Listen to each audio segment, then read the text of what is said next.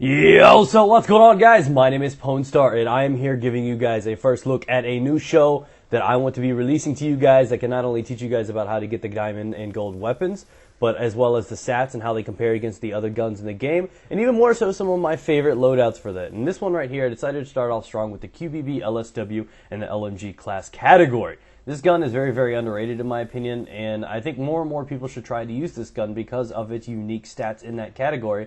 And even more so for my crazy loadout that I'm using right here, which you'll find out about in short time. So, without further ado, let's talk about the stats of this weapon. This gun fires at 937 rounds per minute. It comes equipped with 75 bullets in the mag and can be upgraded with extended mags to put it up to a whopping 100.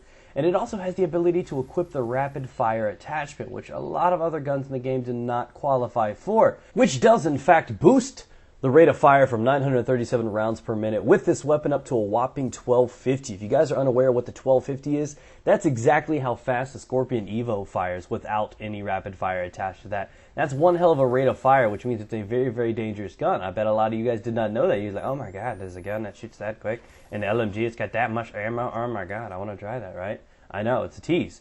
So, like I said, without further ado, it's one of those cool things to find out about in this show. Now, it does have 35 max damage. It does have the ability to do that up until about 20 meters. Then it drops off a little bit down to 25 damage, and then that lasts till about 35 meters. So within 35 meters, you're looking at least a 3 to 4 shot with this weapon, which is a good thing. And again, after that, after about 35 meters, it drops to 20 with, honestly, with a rate of fire weapon like this, you shouldn't ever get in a gunfight with that kind of range. This is not one of those long-range LMGs that you want to take around and start, firing on turbine with. This is one of those ones that you want to be mobile with. And in all honesty, this one kind of feels more like an assault rifle. You can even tell by the iron sights, it looks very similar to the Type 25.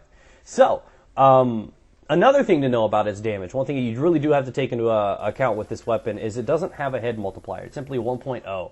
Which is just standard, where the other LMGs in the category have a 1.2, which doesn't mean too much.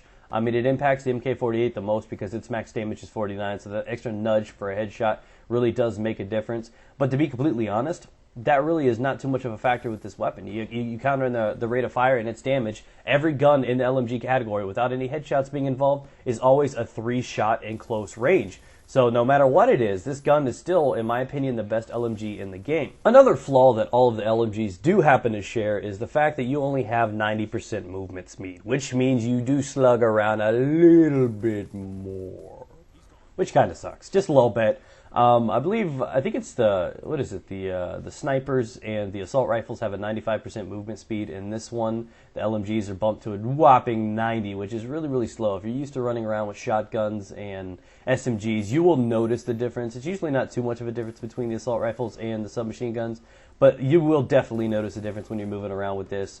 So again, keep that into the back of your mind when you're trying to set up the proper class for this weapon. So without further ado, let's actually tell you what's on the weapon here today. I'll put it up on the screen for you. So what you're seeing right now is my favorite way to use the QBB LSW. It does in fact have 3 attachments equipped, so you need the primary gunfighter. I have the extended mags, the suppressor, and rapid fire attached to it. Therefore, I do have that 1250 rounds per minute that I can fire at. I do have the extra 25 bullets, which is something you're going to need when you have something like rapid fire attached, because you do burn through ammunition quite easily. Something where you think you're shooting about 20 bullets, you're actually burning through about 30 or 40. And the suppressor is just there because I like to have that little extra stealth. And you can tell with my perks, I have Ghost, Toughness, and Dexterity on. I do have the Semtex because that is my weapon of choice. And I also need to recommend you guys to understand that this is my favorite class loadout to use on this, but it is not the best. I can definitely recommend you guys to sacrifice the suppressor and primary gunfighter to not only put on another attachment, such as lightweight, to be able to move a little bit more, which is valuable with LMGs, or even scavenger, because you'll find that this gun does reload quite quick compared to the rest of them, but you also run out of ammo if you get on a nice little tear.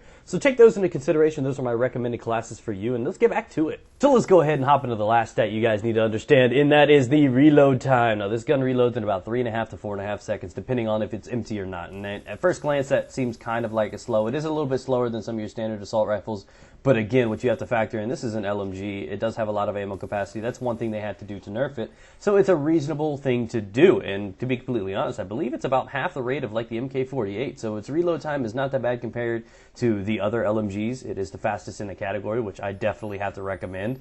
So again, for everything that this gun is, it's definitely one of the best guns in the game, definitely underrated in my opinion, the best LMG in the game, especially with rapid fire attacks. It puts it into a whole nother category that you're not used to using.